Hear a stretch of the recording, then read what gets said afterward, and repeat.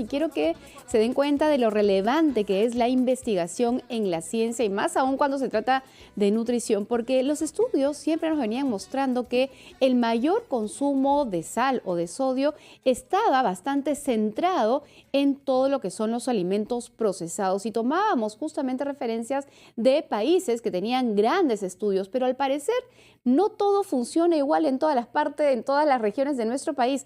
Algunos sectores de nuestro país tienen un mayor consumo en otros momentos o en otras comidas que tienen día a día. Y es eso de lo que vamos a conversar el día de hoy, cómo es el consumo de sal en los peruanos. Está para ello nuestra invitada, mi querida colega, a quien admiro muchísimo, Lorena Saavedra, quien es investigadora nutricional y además directora del programa de nutrición de la Universidad San Ignacio de Loyola. Bienvenida. Hola Lorena, ¿qué tal? ¿Cómo están? ¿Qué tal? Muchísimas gracias por la invitación. Y es un poco así como describo, nuestro consumo de sal en el país está, digamos, no es igual en todos lados. ¿Dónde está la sal que consumimos? Efectivamente, ¿no? En el Perú, así como en muchos países del mundo, consumimos incluso más del doble de la recomendación de sal. Entonces debemos de tener mucho cuidado, prestar mucha atención porque dependiendo de la región o la provincia donde nos encontremos, las fuentes pueden variar. Claro, Lorena, y en ese sentido, ¿qué es lo bueno y qué es lo malo de consumir sal? A ver, porque claro, la salsita es ideal también para la comida, pero claro, la exageración, el exceso, ahí está el problema. Correcto. Recordemos que la sal en realidad es un compuesto de dos nutrientes que son esenciales, el sodio y el cloro. El problema está cuando lo consumimos en exceso, el sodio, ¿sí? Entonces debemos de tener cuidado con el exceso de sal. Bien. Entonces, es bueno porque nos aporta nutrientes, minerales, y es bueno también porque nos brinda sabor, palatabilidad a las comidas, pero es malo el exceso. Ah, ok.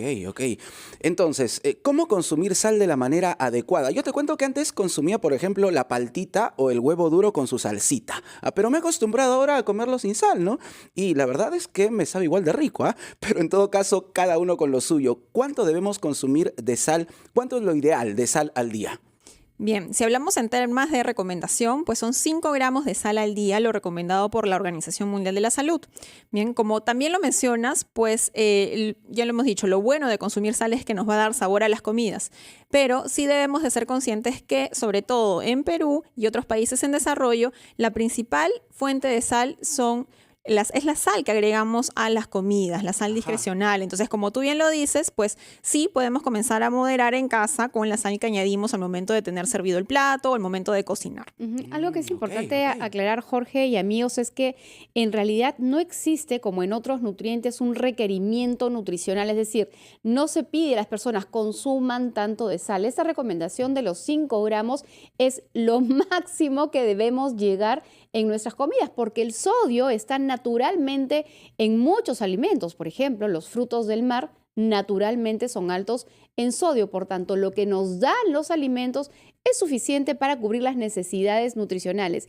Y ese agregado es el que tenemos que controlar, llegando a un máximo de 5 gramos, que es como una cucharadita al día. Y la gente nos estará diciendo, ay, pero yo no me como una cucharadita de sal en el día. ¿Dónde está? No la veo. Máximo le pongo un chorrito al salero, lo que le pongo a la olla, pero los estudios nos están mostrando datos interesantes. Danos un poquito esa información. ¿Qué dicen los estudios? Sí, efectivamente, como les decía, a nivel regional y en general en todos los países del mundo consumimos aproximadamente el doble de los 5 gramos recomendados al día, ¿sí? Lo interesante es ver cuáles son las principales fuentes, los principales, digamos, contribuyentes a ese ¿dónde está la sal, ¿no? que consumimos diariamente? Que a veces no nos damos cuenta, Lorena. Así, efectivamente. Por ejemplo, te pongo el caso del pan. Es interesante porque los panes no parecen ser salados. Sin embargo, ¿no? Muchos compuestos que tiene el pan hace que ese saborcito salado de la sal que se le agrega al momento de prepararlo se enmascare y no somos conscientes. Ok.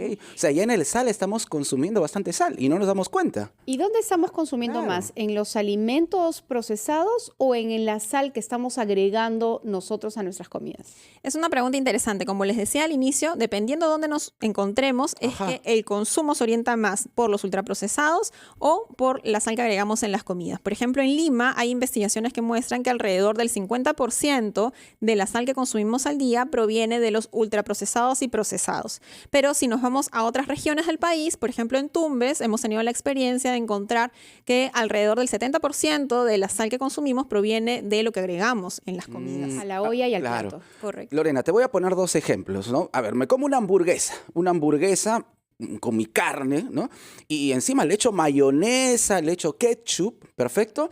¿Cuánto de sal estoy consumiendo ahí? Y por otro lado, en la selva, vamos a la región selvática, es muy usual consumir carne seca, ¿no? Que también me parece que tiene un exceso de sal, ¿o no? Tú acláranos, por favor. Sí, definitivamente, ¿no? Estamos hablando, por ejemplo, en el norte de la carne seca salada, Exacto, ¿no? sí. Muchos pescados, en general, en la selva, pero también en la costa se utiliza el charqui, también es otro alimento que utiliza la salmuera para que sea preservado. O la caballa, por Correcto, ejemplo, en el norte. correcto. Exacto, para poner un ejemplo concreto, ¿no? Eso al nivel del norte, pero también tenemos otros alimentos y que son propios definitivamente de nuestra gastronomía, que son altos, por ejemplo, el ceviche, ¿no? También puede ser alto. El chicharrón, aunque no lo crean, también tenemos otra investigación donde muestra que muchos alimentos que son de venta ambulatoria tienen un alto contenido de sal o sodio. Wow. Esa información es bastante importante y nos permite identificar que además de los procesados, que de hecho nos facilita el etiquetado darnos cuenta cuáles son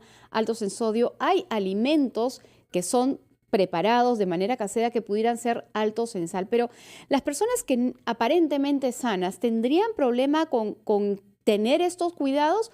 ¿O a quienes iría la recomendación de, ok, eres una persona que tiene tales características, deberías consumir menos ABC alimentos?